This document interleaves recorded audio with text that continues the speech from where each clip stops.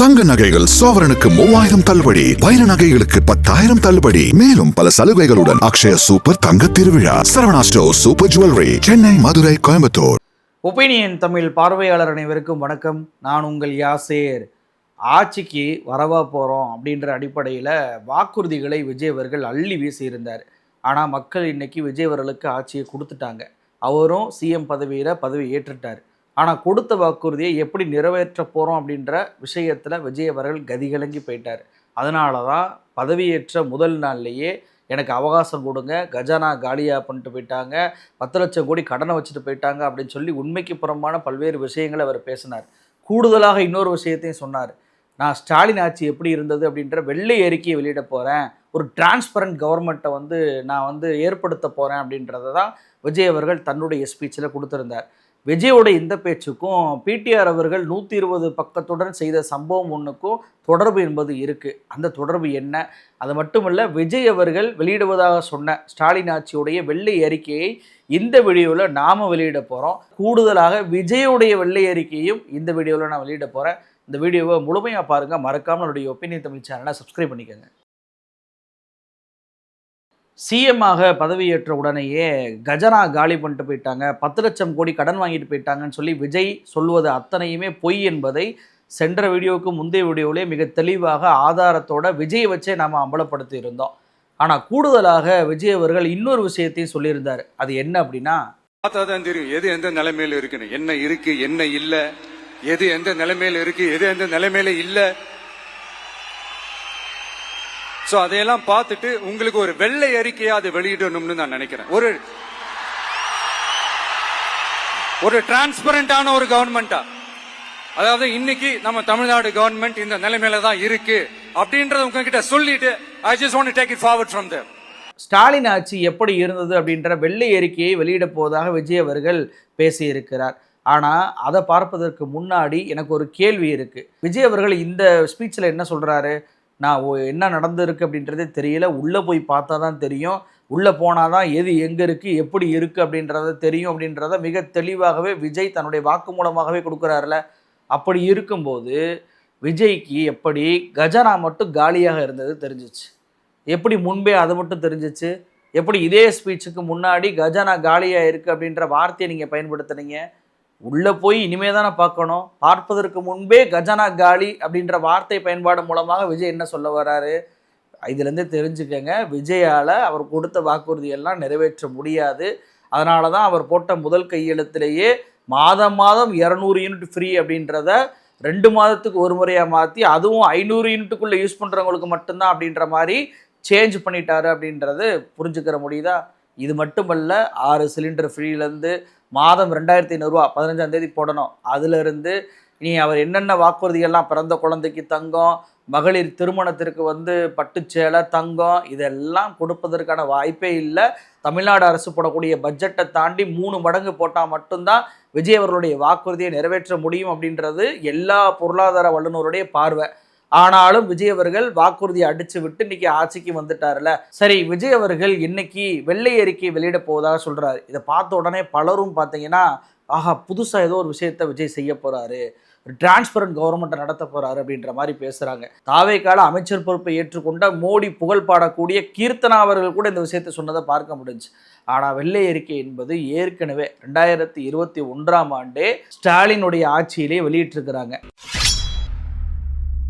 மே மாதம் 2021 அப்போது நிதியமைச்சராக இருந்த திரு பிடிஆர் பழனிவேல் தியாகராஜன் அவர்கள், நான் ஒரு வெள்ளை அறிக்கையை வெளியிட போகிறேன் அப்படின்னு சொல்லிட்டு அறிவிச்சதை போலவே ஆகஸ்ட் 9ஆம் தேதி வெள்ளை அறிக்கை ஒன்றையும் பிடிஆர் அவர்கள் 120 பக்கத்தோட விரிவாக வெளியிட்டிருந்தார். வெள்ளை அறிக்கை பொதுவாக ஏன் வெளியிடுவாங்க அப்படின்னா, முந்தைய ஆட்சியுடைய நிதி நிலையில் முறைகேடு பண்ணியிருக்கிறாங்க, வெளிப்படைத்தன்மை இல்லை அப்படின்னா தான் வெளியிடுவாங்க. அப்போ பிடிஆர் ஏன் வெளியிட்டார் அப்படின்னா, அதிமுகவுடைய ஆட்சியில் சிஏஜி அறிக்கையை 5 வருடமாக வெளியிடவே இல்லை, மறைச்சு வச்சுருந்தாங்க. ஏன் இப்படி மறைச்சு வச்சுருக்கிறாங்க அப்படின்னு சொல்லிட்டு பிடிஆர் அவர்கள் பதவி ஏற்ற உடனேயே ஆய்வு பண்ணுறாரு. ஆய்வு பண்ணதில் பார்த்தீங்க அப்படின்னா, பற்றாக்குறை கம்மியாக இருக்கும்போது கடன் மட்டும் அதிகரிச்சுக்கிட்டே போயிருக்கு. நிதி பற்றாக்குறைக்கும் கடனுக்கும் இடையே பல்லாயிரக்கணக்கான கோடி ரூபாய் வித்தியாசம் இருந்திருக்கு. நிதி பற்றாக்குறையை பொதுக்கனுடன் ஒப்பிட்டு பார்க்கும்போது பொருந்தலை அப்படின்றத அவர் கண்டுபிடிச்சதுனால தான் இது குறித்தான வெள்ளை அறிக்கையை நான் வெளியிட போகிறேன் அப்படின்றாரு. அதோட சேர்த்து ஒரு விஷயத்தை சொன்னார், வெள்ளை அறிக்கையை நான் வெளியிட வரேன் அப்படின்றதுனால வாக்குறுதியை நிறைவேற்ற போவதில்லை அப்படின்ற மாதிரிலாம் சொல்ல மாட்டேன், இதுக்கும் அதுக்கும் சம்பந்தம் இல்லை, பொருளாதார ரீதியாக தமிழ்நாட்டை மறுகட்டமைப்பு பண்ணுவதற்கு தான் இதை பண்ணுறோம் அப்படின்ற அடிப்படையில் அவர் வெள்ளை அறிக்கையை வெளியிட்டார். அந்த வெள்ளை அறிக்கையில் அவர் சொன்னதை போலவே அதிமுகவுடைய ஆட்சியில் ரெவென்யூ டெபிசிட் என்பது ஃபிஸ்கல் டெபிசிட்டை விட 50% எக்ஸிட் ஆகிருக்கு. அதாவது நிதி பற்றாக்குறையில் வருவாய் பற்றாக்குறையோட பங்கு 50% தாண்டி இருக்கு. ரொம்ப அபாயகரமானது. 2020 21 கடைசி வருடத்தில் மட்டும் 91,800 கோடி ரூபாயாக இது கூடி இருக்கு அப்படின்னு சொல்லிட்டு சொல்லியிருந்தார். அதிமுகவுடைய தவறான நிர்வாகம் மற்றும் திறமையின்மையினால 1 லட்சம் கோடி ரூபாய் இழப்பு ஏற்பட்டிருக்கு. குறிப்பாக 2013 to 14 முன்பு வரை பார்த்தீங்கன்னா தமிழ்நாட்டில் வருவாய் பற்றாக்குறை என்பதே கிடையாது. அதற்கு பின்பு தான் வருவாய் பற்றாக்குறை என்பது ஏற்பட்டிருக்கு. குறிப்பாக ஜிடிஎஸ்பியை நீங்கள் எடுத்துட்டீங்க அப்படின்னா 2008ஆம் ஆண்டு டு 2009 13.35% நம்ம தமிழ்நாட்டுடைய ஜிடிஎஸ்பி இருந்துச்சு. ஆனால் 2020 21 8.7% குறைஞ்சு போச்சு.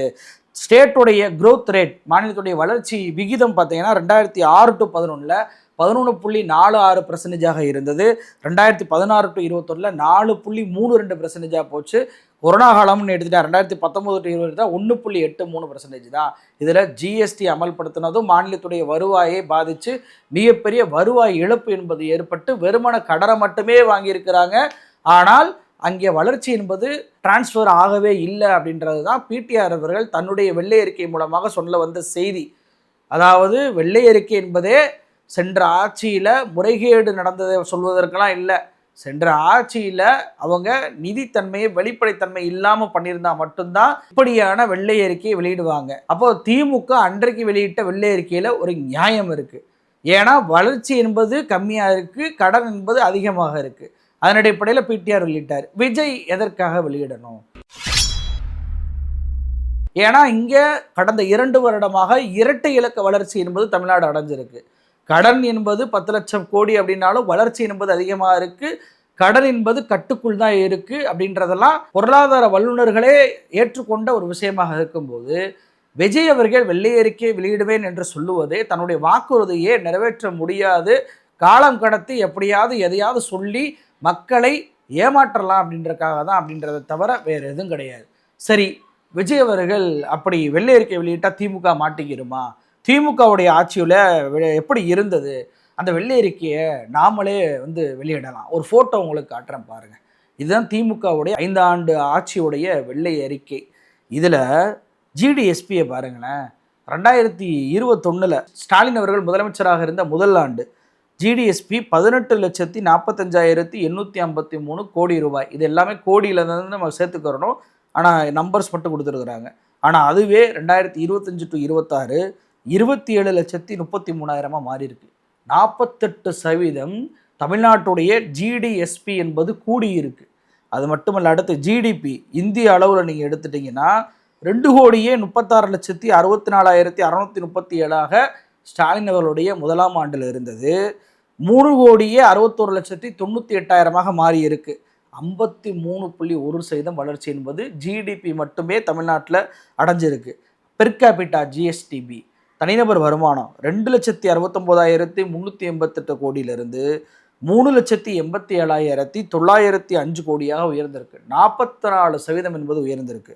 அதே போல் ரெவென்யூ ரிசிப்ட், மாநிலத்துடைய வருவாய் 2,38,162 கோடியிலிருந்து 3,60,975 கோடியாக மாறி இருக்கு. 51.5% மாநிலத்துடைய வருவாய் என்பது கூடியிருக்கு. ஓன் டாக்ஸ் ரெவென்யூ, வரி மூலமாக வருவாய் 1,63,976 கோடி 2021 இருந்தது. 2025 பார்த்தீங்கன்னா 2,63,563 கோடியாக மாறியிருக்கு. 60.8% வளர்ச்சி என்பது அடைஞ்சிருக்கு. இப்போ கடனுக்கு வருவோம். 5,62,662 கோடி என்பது வெறுமனை 5,98,000 கோடியாக மட்டும்தான் இருக்கு. கடைசியில் வெறும் 6.3% மட்டும்தான் கடன் என்பது அதிகரிச்சிருக்கு. நம்ம நினைக்கிறோம்ல 10 லட்சம் கோடி கடன் அப்படி இப்படின்னு சொல்கிறதெல்லாம் வெறும் 6% மட்டும்தான் கடனை அதிகரிச்சிருக்கிறாங்க. அதுவே அந்த கடன் எப்படி குறைஞ்சிருக்கு என்பதை ஜிஎஸ்டிபி ரேசியோட ஒப்பிட்டிருக்காங்க பாருங்க. ஆட்சிக்கு வரும்போது 30.5% இருந்த அந்த ரேஷியோ 21.9% குறைச்சிருக்கிறாங்க. 8.6 வரைக்கும் அது என்பது குறைஞ்சிருக்கு கடன் வந்து ஜிஎஸ்டிபி ரேஷியோட ஒப்பிடும்போது. அதேபோல் ரெவன்யூ டெபிசிட் வருவாய் பற்றாக்குறைய ஜிஎஸ்டிபி ரேஷியோட ஒப்பிடும்போது 2.7% இருந்தது 0.6% இருக்குன்னு இல்லை அப்படின்ற அளவுக்கு துடைத்து எறியப்பட்டிருக்கு வருவாய் பற்றாக்குறை அப்படின்றது. அப்போ இதுதான் ஸ்டாலின் அவர்களோட ஆட்சியுடைய அந்த முக்கியமான பேராமீட்டர்ஸ் உடைய வெள்ளை அறிக்கை. ரிசீவபிள்ஸ் குறைஞ்சிருக்கு, கேபிட்டல் எக்ஸ்பெண்டிச்சர் கூடியிருக்கு. குறிப்பாக நீங்கள் வந்துட்டு ஸ்டேட் எக்கனாமியோடைய வளர்ச்சிக்கு வந்து பார்த்தீங்க அப்படின்னா 2025 to 26 இந்தியாவுடைய மொத்த ஜிடிபியில் 8.5% வந்து தமிழ்நாட்டுடைய எக்கனாமி வந்து இருக்குது. இன்வெஸ்ட்மெண்ட்னு எடுத்துட்டீங்கன்னா 10.43 லட்சம் கோடி ரூபாய் வந்து 2021-24 மட்டும் வந்திருக்கு. எம்ப்ளாய்மெண்ட் எவ்வளோ வேலைவாய்ப்பு உருவாக்கி இருக்கிறாங்க அப்படின்றது 2021 24 மட்டும் 31.3 லட்சம் மேற்பட்ட வேலைவாய்ப்புகள் ஏற்பட்டிருக்கு. நிறைய இன்ஃப்ராஸ்ட்ரக்சர் ஏற்படுத்தியிருக்கிறாங்க. இன்க்ளூசிவ் க்ரோத், அதாவது வெல்ஃபேரும் ஒரு பக்கம் நடக்கும், மக்கள் நல திட்டங்களும் ஒரு பக்கம் கொடுப்பாங்க, மாநிலத்துக்கு வளர்ச்சியான விஷயங்களும் நடப்பாங்க அப்படின்றத சேர்ந்தே திமுக ஆட்சியில் பண்ணியிருக்கிறாங்க அப்படின்றதையும் இது விளக்குது. ஸ்டாலின் அவருடைய ஆட்சியில் என்ன குறைய யாரால கண்டுபிடிக்க முடியும்? இணைய கேட்டால் விஜய் அவர்கள் கண்டிப்பாக இந்த வெள்ளை அறிக்கையை வெளியிடணும். அப்போதான் ஸ்டாலின் அவருடைய ஆட்சி எப்படி இருந்தது அப்படின்றத நாட்டு மக்கள் கண்டிப்பாக தெரிஞ்சுக்கிடுவாங்க. ஏன்னா பிடிஆர் அவர்கள் வெளியிட்ட அந்த வெள்ளை அறிக்கையை போல ஸ்டாலின் அவருடைய வெள்ளை அறிக்கையில பார்க்கவே முடியாது. அங்கே நிதிநிலையில வந்துட்டு வெளிப்படைத்தன்மை இல்லாம பல்வேறு விஷயங்களை மறைச்சாங்க, ஆடிட் எல்லாத்தையும் மறைச்சாங்க. ஆனா இங்கே அப்படி எதுவுமே நடக்கல. அங்கே நீங்க கடன் மட்டும் அதிகமாச்சு, ஆனால் வளர்ச்சி என்பது கம்மியாகிட்டே போச்சு. ஆனால் இங்கே கடன் கட்டுக்குள்ளே இருக்குது, வளர்ச்சி என்பது மிகப்பெரிய அளவுக்கு அதிகமாக இருக்குது. அப்படின்றப்போ எந்த அடிப்படையில் ஒயிட் பேப்பரை நான் ரிலீஸ் பண்ண போகிறேன், அந்த ஒயிட் பேப்பரை வச்சு தான் என்னுடைய வாக்குறுதிகளை நான் கொண்டு வர போகிறேன், கஜனா காலி, 10 லட்சம் கோடி கடன், எனக்கு வந்து அவகாசம் கொடுங்க அப்படின்னு சொல்லி விஜய் அவர்கள் சொல்கிறாரு அப்படின்றத கூடிய விரைவிலேயே மக்கள் புரிஞ்சுக்கிடுவாங்க. ஏன்னா வாக்குறுதி என்பது நிறைவேற்றுவதற்கு விஜயால் கண்டிப்பாக முடியாது அப்படின்றது தான் யதார்த்தம். சரி, இது திமுக ஆட்சியுடைய வெள்ளை அறிக்கையா? விஜயுடைய வெள்ளை அறிக்கையை நான் வெளியிடுவதாக சொன்னேன்ல, என்னப்பா விஜய் இப்போ தான் ஆட்சிக்கு வந்திருக்கிறாரு, 2 நாள் தான் ஆகுது, அதுக்குள்ளே வெள்ளை அறிக்கையா அப்படின்னு சொல்லி கேட்கலாம். இது ஆட்சியின் மீதான வெள்ளை அறிக்கை அல்ல, விஜயுடைய தனிப்பட்ட வெள்ளை அறிக்கை. விஜய் வந்து சொல்கிறாருல, நான் வந்து வெயிட் பேப்பர் வெளியிட போகிறேன், டிரான்ஸ்பரண்ட் கவர்மெண்ட்டை பண்ண போகிறேன், நான் வந்து எந்த நிதி மோசடியும் பண்ண மாட்டேன் அப்படின்னு சொல்லிட்டு. ஆனால் விஜயுடைய வேட்பு மனுவே விஜயுடைய ஆட்சி எப்படிப்பட்டதாக இருக்கும், அவருடைய ஒயிட் பேப்பர் எப்படிப்பட்டதாக இருக்கும் அப்படின்றத காட்டுவதாக இருக்கா இல்லையா? விஜயுடைய வேட்பு மனுவில் ஆரம்பத்தில் 6 கோடி ரூபாய் கேரவனை அவர் மறைச்சார், மறுபடியும் அதை சேர்த்தாரு. அப்புறம் பார்த்தீங்க அப்படின்னா வயசு ஒரு மாதிரியாகவும் இன்னொரு வேட்பு மனுவில் இன்னொரு மாதிரியாகவும் இருந்துச்சு, அதை சரி பண்ணார். அப்புறம் பார்த்தீங்கன்னா ஜெயா நகர் ப்ராப்பர்ட்டி அப்படின்ற ப்ராப்பர்ட்டியை நான் வந்து கூடுதலாக காமிக்காமல் விட்டேன், என்னுடைய ஒய்ஃபோட வெள்ளியை வந்து காட்டாமல் விட்டுட்டேன், என்னுடைய மகளுடைய வரவு செலவில் சில சிக்கல்கள் இருக்குது அப்படின்னு சொல்லிட்டு அதை மாற்றினார். அப்புறம் பார்த்தீங்கன்னா சொத்துடைய கணக்கே வந்துட்டு பல கோடி அதிகரித்ததை நம்மளால் பார்க்க முடிஞ்சுச்சு. திடீர்னு தன்னுடைய வேட்பு மனுவிலேயே அவ்வளவு மாறுதல்களை பண்ணவர் தான் விஜய். இவர் ஒயிட் பேப்பரை பற்றி பேசலாமா? இவருடைய ஒயிட் பேப்பர் எப்படிப்பட்டதாக இருக்குது அப்படின்றதுக்கு இந்த வேட்புமனு சாட்சியாக இருக்கா இல்லையா? எவ்வளவு திருத்தங்களை தேர்தலின் போதே நீங்கள் இந்த வேட்பு மனுவில் பண்ணீங்க. அப்போது ஒரு வெளிப்படைத்தன்மை உங்களுடைய தனிப்பட்ட அந்த வருமானத்தில் இருந்திருந்தால் இவ்வளவு குழப்பங்களை உங்களால் செஞ்சுருக்க முடியுமா? இப்படி வரி கட்டாமல் போட்டீங்க அப்படின்ற வழக்கு உங்கள் மேலே வந்திருக்குமா? காருக்கு வரி கட்டலை அப்படின்ற வழக்கு வந்திருக்குமா? வருமான வரித்துறையோட ரைடு வந்திருக்குமா? அப்போ உங்களுடைய தனிப்பட்ட ஒயிட் பேப்பரே இவ்வளோ மோசமாக இருக்கும்போது, மாறுதலுக்கு உட்படும் போது, நீங்கள் அடுத்தவங்களுடைய ஆட்சியில் ஒயிட் பேப்பரை வச்சு குறை கண்டுபிடிக்க போகிறீங்க அப்படின்னு சொல்வது வேடிக்கையா இல்லையா? அப்போது தன்னுடைய வாக்குறுதிகளை நிறைவேற்ற முடியாது அப்படின்ற அந்த இயலாமையை மறைப்பதற்கு தான் விஜய் அவர்கள் ஒயிட் பேப்பர்லேருந்து, கஜனா காலியிலேருந்து, கடன்லேருந்து பல்வேறு விஷயங்களை சுட்டிக்காட்டி பேசுகிறார் அப்படின்றதை இயல்பாகவே புரிஞ்சுக்கிறலாம். பிடிஆர் அவர்கள் வெளியிட்ட 120 பக்க அந்த ஆதாரம், அந்த வெள்ளை அறிக்கைக்கும் விஜய் அவர்கள் வெளியிட போகிற வெள்ளை அறிக்கைக்கும் வித்தியாசம் என்பது கண்டிப்பாக இருக்கும். விஜய் அவர்கள் வெளியிட போடக்கூடிய அந்த வெள்ளை அறிக்கையில் எப்படிப்பட்ட ஆட்சியை நம்ம இழந்திருக்கோம் அப்படின்ற அந்த இழப்பை கண்டிப்பாக மக்கள் ஃபீல் பண்ண போகிறாங்க. அதை பார்த்து நம்ம இவ்வளோ தூரத்திற்கு வளர்ச்சியடைந்த ஒரு ஆட்சியவா நம்ம விட்டுட்டோம் அப்படின்ற அந்த எண்ண ஓட்டம் விஜய் வெளியிடக்கூடிய வெள்ளை அறிக்கையால் ஏற்பட போகுது அப்படின்றது தான் யதார்த்த உண்மை. ஆனால் நான் இப்போ சொன்ன அந்த பாராமீட்டர்ஸ் எல்லாம் மறைச்சு வெறுமன கடன் ஏறினது அப்படின்றத மட்டுமே விஜய் அவர்கள் காட்டுவாரானால் தமிழ்நாட்டு மக்களை நிறைவேற்றிவாள மட்டுமே வந்துட்டு ஏமாற்ற முடியாது. அவர்கள் சிந்திக்கக்கூடியவர்கள். தற்போது வேண்டுமானாலும் நெரேட்டிவில் அவங்க வீழ்த்தப்பட்டிருக்கலாம். ஆனால் அவர்களுடைய சிந்தனை போக்கு என்பது பல வருடங்களாக செதுக்கப்பட்ட ஒரு விஷயம். அது நிறைவேற்றிவாள மட்டுமே இந்த ஆட்சியை நகர்த்தி கொண்டு போக முடியாது அப்படின்றதான் யதார்த்த உண்மை. நன்றி.